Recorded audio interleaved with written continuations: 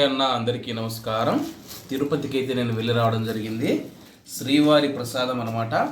మనకు ఎన్ని లడ్లు కావాలంటే అన్ని లడ్లు ఇస్తారనమాట. లడ్డు 50 రూపాయలే. అలాగే ఇప్పుడు లడ్డు నాణ్యత చూసుకుంటే మటుకు నిజంగా సూపర్గా అంటే సూపర్గా అనిపించింది. తీస్తాను చూడండి, ఒక లడ్డు తీస్తాను చూడండి.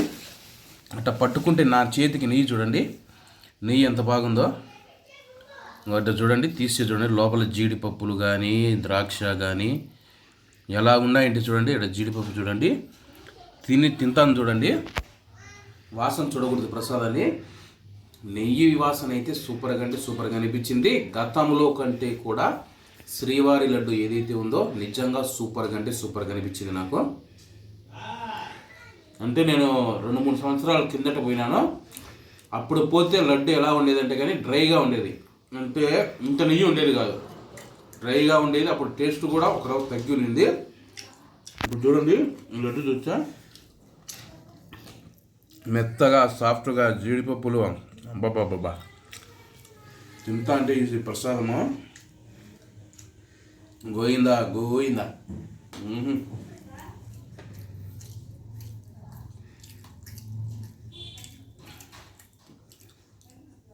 నిజంగా సూపర్గా అంటే సూపర్గా ఉంది లడ్డు, దేవుడి ప్రసాదం.